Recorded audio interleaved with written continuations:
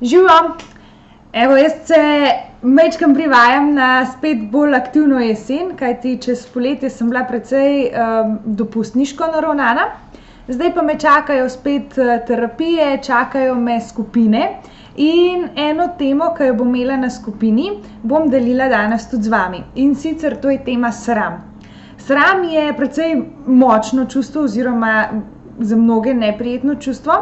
Čeprav je v določenih obzirih sram zelo pozitivno čustvo, saj nas varuje v bistvu pred tem ali pa nam sporoča, kje so neke družbene meje, kaj lahko delamo, kaj ne smemo delati. In to ne v smislu nekih pravil, ampak v smislu ene notranje meje, zato da zavarujemo sebe, svoje dostojanstvo. Zdaj, problem je, če mi sram doživljamo že kot otroci, ker sram je pravzaprav čustvo, ki se majčkeno razlikuje od krivde. Pri krivdi pomeni, da smo naredili nekaj narobe in zdaj mi to dejanje obžalujemo. Sram pa doživljamo kot, da je z nami nekaj narobe, se pravi, ne da smo mi naredili eno napačno dejanje, ampak da smo mi napačni, da mi ne bi smeli obstajati, da smo mi v totalnem smislu zgrešeni. In če mi kot otroci doživljamo zelo veliko ene take kritike, zelo hitro to obrnemo nase v smislu, da smo mi nezaželeni, da smo mi naporni, da smo mi tisti, ki nismo vredni nekega obstoja ali pa neke družbe. In kot odrasli bomo seveda na ene take stavke veliko hitreje občutljivi. Se pravi, v partnerstvu ali pa tudi v prijateljstvu, v službi, ko bo nekdo rekel, ti pa nisi naredila tega in tega, ali pa zaradi tvojega nenarejenega dela nismo mogli napredovati. Aha, sram, totalen, groza, en občutek, prav ene blokade, v bistvu tako, kot sem jo zdajle zablokirala, prav lahko se nam tudi to zgodi v takem trenutku, ko nekdo plane na tak način na nas. Kaj šele, da plane cela družba, cel kolektiv sodelavcev, da nam rečejo, ja, zaradi tebe pa nismo dobili zdaj nagrade. Konc! In kako zdaj tak sram preživeti, kako tak sram predelati? Zelo veliko ljudi se začne na en način umikati takim situacijam, ker prav zaradi tega sramu, ker je lažje se izogniti družbi, kot pa biti del družbe pa tvegati, da bomo še kdaj doživeli tole tak sram, tako ponižanje ali pa tako izpostavljenost, ker je to bila verjetno že v otroštvu naša največja rana. Zdaj, kako razlikovati sram? To bi še rada povedala. Da zdaj sram ali pa pravzaprav vsa čustva, ki so zelo kratkotrajna, ki samo pridejo in lahko tudi v tistem trenutku grejo. Se pravi, recimo, zagledamo nekoga, ki nam je simpatičen ali pa, se spotaknemo pred sestankom, pred enimi ljudmi, to je nek sram, ki nas bo oblil, ki se bomo zavedali, tole je pa moglo izpadati malo smešno ali pa sem jaz naredila neko neumnost, ki je verjetno izpadla smešno in me bo sram. Ampak ta sram bo verjetno trajal par sekund, potem pa bo minil in bom jaz lahko nadaljevala s svojim delom. Če pa je to sram, ki pa se začne tam kotaliti, se pravi v drugo smer, v smislu, kaj sem zdaj naredila, zdaj sem pa pokvarila cel sestanek, kaj se bo zdaj mislili v meni, koliko moram biti jaz trapasta, da sem se spotaknila, kako nisem vedela, da je tam stopnica, pa se to bi lahko predvidela, kaj si bojo pa zdaj mislili, da ne vidim niti ene stopnice, kako bojo pol verjeli mojemu delu. Tukaj gre pa za en globi sram, se pravi, tle sem pa jaz doživela eno goro enih misli in enih občutkov, koliko jaz nisem vredna, zaradi tega, ker sem se spotaknila. Se pravi, neka stvar, ki je čisto človeška, ki se dogaja vsakmu, pa lahko v določenih posameznikih, prav zaradi teh kritik, ki smo jih prejemali v otroštvu, sproži še en cel val enega nelagodja. In to je pa tisti sram, od katerega bi vsi radi pobegnili. Zelo velikokrat, če se ne znamo z tem sramom soočati, nam pri tem zelo lahko pomaga alkohol ali pa droga, ampak se iz tega lahko razvijajo odvisnosti.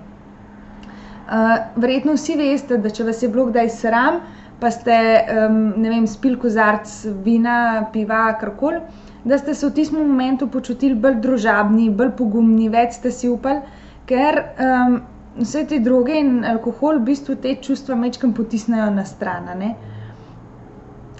Vendar pa lahko to postane zelo mikavno, ne, da v bistvu ste z alkoholom ali pa s pomočjo droge postali oseba, ki bi si drugače želeli biti.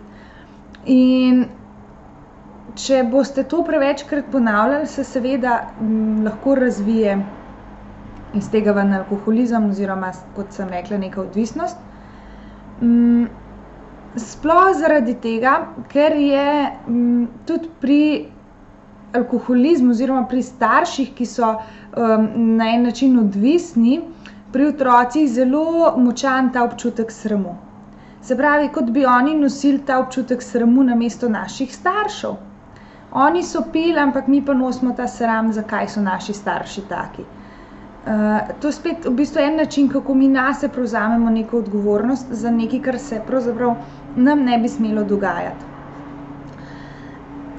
Zdaj, sram je zelo pogost tudi v partnerstvu in pa tudi pri spolnosti. Se pravi, če mi sebe doživljamo kot neuredu osebo, kot osebo, ki nima lepega telesa, kot osebo, ki ni zadosti dobra, kot osebo, ki lahko z enim stavkom ali pa z enim dejanjem poruši celotno svojo podobo, ki jo je nekje zgradila, postavlja, potem bomo zelo verjetno velikokrat zablokirali tudi pri pogovoru, ko bo partner rekel, zaradi tebe sem slabe volje, bomo veliko težje razlikovali, da je to njegova odgovornost, da on slabe volje, tudi če je pač tako rekel, ker bomo mi takoj doživeli ta sram. In pa seveda tudi pri spolnosti bomo se težje razgalili, bomo hitreje vzeli nase, recimo, da je partner nezadovoljen, da partner ne doživi orgazma, bomo veliko hitreje to povezali s sabo in s tem, koliko smo mi ne dovolj dobri, namesto da bi rekli, ok, pa če ta tehnika ne paše ali pa mu ta tehnika ne paše, bomo poskusili nekaj drugega. Pa se bova o tem pogovarjala, pa bova videla, kje lahko prideva skupaj.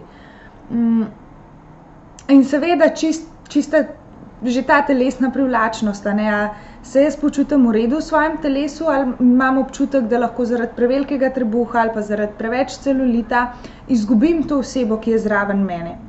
In če seveda čutim, da lahko s to svojo telesno podobo izgubim osebo, ki je zraven mene, potem bom to svojo telesno podobo probala čim bolj zakriti. Bova seksala samo v temi, bova seksala samo, ne vem, z oblekami, bova se prilagodila na vse žive načine, tako da bom jaz imela občutek, da lahko to svojo telesno podobo še malo skrivam. Seveda tudi pri moških velja to, ne? Če niso zadovoljni s svojim telesom, z svojim izgledom, bojo seveda to se potrudili zakrivati. Oziroma, kot veste, pri spolnosti se pravzaprav ne da nič zakrivati, ne? To je neka iluzija, ki bi radi verjeli, da lahko nekaj zakrijemo, ampak v resnici ne gre. In zaradi tega se zelo lahko zgodi, da bomo pri spolnosti zablokirali,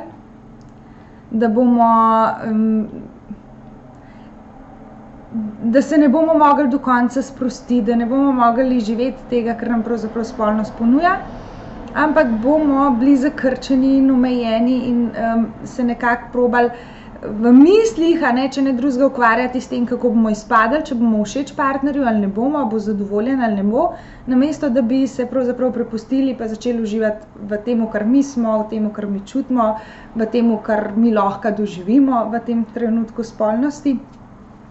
In seveda je ta sram potem en zelo velik blokator, ki nam onemogoča cel nadaljnji užitek. In kar je najbolj kruto, je to, da ta sram potem ne doživimo samo enkrat ali pa samo pri eni spolnosti ali pa samo pri občasni spolnosti, ampak da je to kar nekako podlaga za vse naše spolnosti, dokler se ne sprejmemo.